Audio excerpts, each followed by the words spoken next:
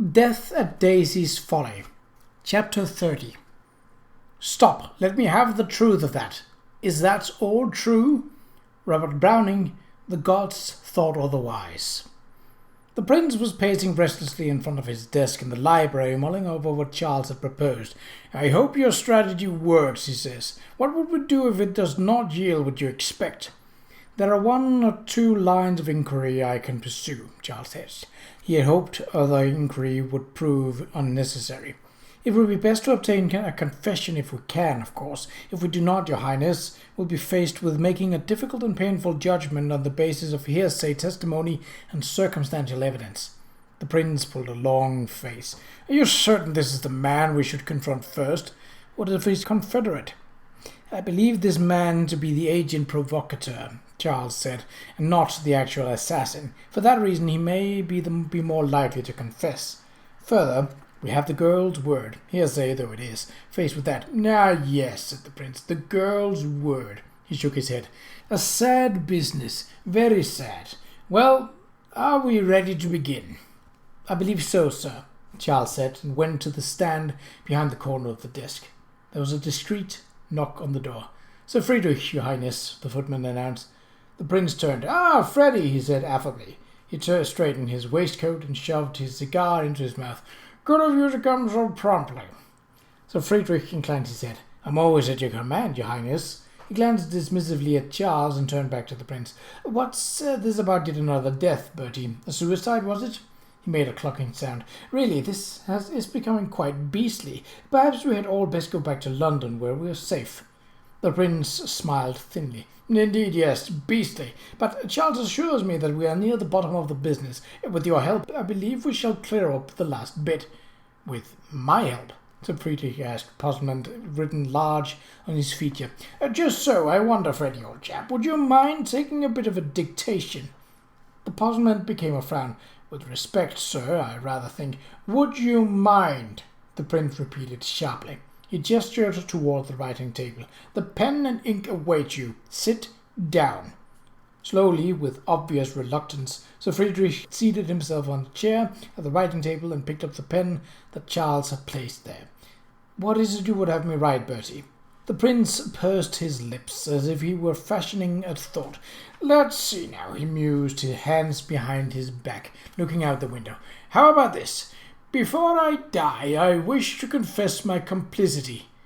Sir Friedrich stared, blanching. The pen dropped from his fingers. The prince turned from the window. Am I going too fast for you? Perhaps then I should recite the whole text in order to refresh your memory. Before I die, I wish to confess my complicity in the death of Reginald Wallace. Lady Warwick gave me the gun and paid me to do the killing. He smiled, showing his teeth. Shall we begin again? Before I die. Temple did not pick up the pen. Come on, man, the prince said impatiently. Why so reluctant? We merely want a specimen of your writing. For what purpose, if I may be so bold? Sir Friedrich's voice, however, did not sound bold. It quavered.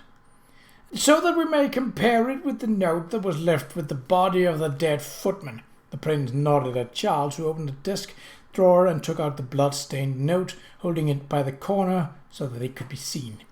Ah, yes, that is the one. A most unfortunate note. He paused and looked down at Sir Friedrich.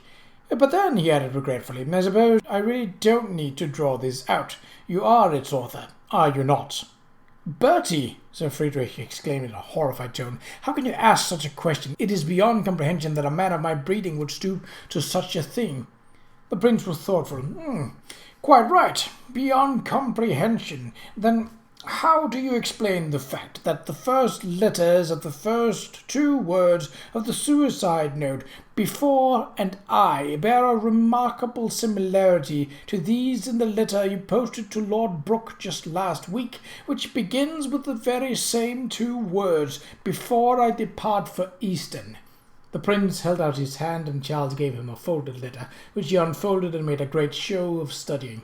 Yes, he remarked after a moment. The two capital letters look extraordinarily alike, even to my unpractised eye. I dare say an expert in graphology would see more similarities.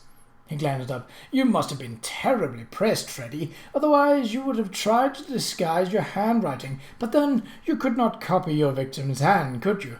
The poor boy could scarcely write. The word complicitly would have been beyond him." Sir Friedrich made a gulping noise.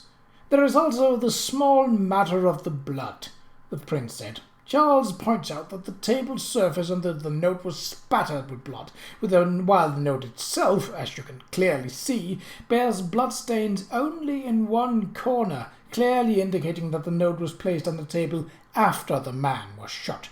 Would you not agree?" Sir Friedrich had turned quite pale, but he said nothing. The prince became brisk. "Well, if you do not feel like writing just now, we shall proceed to other business. Charles, would you have your ink case, do you not?" "Yes, sir," Charles said, and produced a little tin box which contained a felt pad saturated with black ink. He was not entirely happy about this demonstration, but His Highness, obviously intrigued by the business of fingerprinting, had insisted. "Ink?" Sir Friedrich asked faintly. "You'll find this process most interesting, Freddy," the prince said. "Charles will take impressions of your inked fingertips, you see, and compare them against impressions left on a whiskey bottle found at the scene of the crime." He paused to knock the ash off of his cigar into a gilt-edged ashtray. "I do suppose that you can explain why you and Milford Knightley were drinking with a footman in the laundry." "Bertie!" Temple made an ineffectual gesture as if to ward off the accusation. The prince held up his hand. "There's more, Freddy. When we are done with the whiskey bottle, we shall compare your fingerprints with those drawn from the murder weapon and from a certain letter." The prince turned to Charles, who opened the desk drawer and produced both. "My letter," he added pointedly. "A private letter written to Lady Warwick, stolen from her room and planted in Reggie's bedchamber." Sir Friedrich's jaw was working. "Sir, The footman, you see, revealed that you paid him to obtain my letter and Lady Warwick's gun, and later to hide the latter." "Revealed?" Sir Friedrich's face was shocked and white. "But he's dead. How could he?" "Quite so, but unhappily for you, his accomplice, the young woman he coerced into doing the deed for him, is not dead. She is prepared to testify to your connivance in this affair." His face darkened and he raised his voice. All amiability vanished. "Come, sir," he thundered. "Do you take me for a fool? Do you continue to deny your complicity in the face of overwhelming physical evidence? Speak, man! I'll have the truth." The royal performance was masterful, Charles thought, almost made up for the fact that the evidence was not nearly so overwhelming as the prince would imply it to be. To say that the handwriting was similar was a stretch. As for the fingerprints, a match would be obtained only by the greatest good luck. No, what was needed was a confession, and the prince was the only person powerful enough to obtain it. There was a knock at the door, and an ashen Lord Warwick entered. "I'm very sorry to disturb you, Bertie, but there's a matter of great urgency." "Well?" The prince was not pleased that his oratory had been interrupted at such a crucial point. "Out with it, Brooke."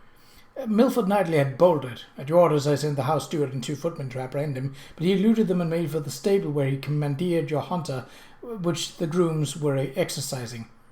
Sir Friedrich gave a dismayed gasp. Charles, however, could hardly conceal his elation. Flight was as good as a confession. "Commandeered paradox, by Jove!" the prince exclaimed, slapping his hand flat on the desktop. "We shall hang the fool for a horse thief, if nothing else. You've sent someone after him." Lord Warwick nodded. "Kirkstmith went in pursuit, the grooms after." "Tip-top!" the prince gave a gratified grunt. "I'll wager £100 that we'll have the scoundrel within a half-hour. It'll be a cold day in hell when Kirkstmith can't ride down that loathsome little fellow. If Paradox doesn't dispose of him first, that is." "I'll just go down and wait then, Bertie," Lord Warwick said. "When there's news." "When there is news," the prince said authoritatively, "send it here directly." When Lord Warwick had gone, the prince turned back to Sir Friedrich with a Hanoverian scowl. "Now, sir, will you speak, or shall we twiddle our thumbs until your fellow conspirator is hauled back before us? I warn you he will be quick enough to testify to your guilt." Charles had been watching Sir Friedrich. The man seemed to have regained his composure, perhaps because he had decided that he had nothing to lose. The only course open to him was defiance. "Oh, very well," he said crossly. "I've done nothing to be ashamed of. My actions were entirely in the interest of the crown and carried out at the instigation of the crown. The prince grew red-faced and his massive chest swelled. "You insult me, sir," he said icily. "Do you dare to suggest that the blood on your hands is my responsibility?" Sir Friedrich shook his hand. "The murders were not my doing," he muttered. "You accuse Knightley of all 3 murders." "Knightley did not intend to kill the boy," Sir Friedrich said sourly. "The lad inadvertently overheard part of the conversation between Reggie and myself in the stable on Friday morning. Knightley struck him from behind, merely intending to render him unconscious. Unfortunately, he struck too hard. Reggie witnessed the boy's death, then threatened to reveal to you what he had seen, which he might have well have done after dinner on Friday night if you had not cut him off." "Ah," the prince said sadly. "So Reggie was murdered to ensure his silence." "I would have found another way to keep Wallace silent," Friedrich said. "But Knightley had borrowed from him to make a good gambling debt and wanted to be rid of the fellow. Reggie was threatening to expose him as a murderer, a conspirator, and a deadbeat." He looked down his nose. "The 3rd man killed the footman was an anarchist, left alive to carry on his violent ideas.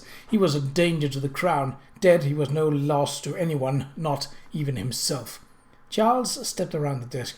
"And what was the nature of the conversation between you and Wallace in the stable?" he asked, drawing the man back to the subject. "What was the purpose of your conspiracy?" Sir Friedrich threw him a black look, but did not answer. "Let's hear your scheme, then," the prince demanded. "Come now, Freddie, I'll have the truth."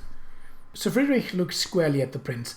"Very well. I plan to use your letter to Lady Warwick as a means of compelling you or her to end your foolish relationship. That is all I intended. These murders," he waved his hands, "they were incidental to my purpose. They had nothing to do with me." "You intended to blackmail us!"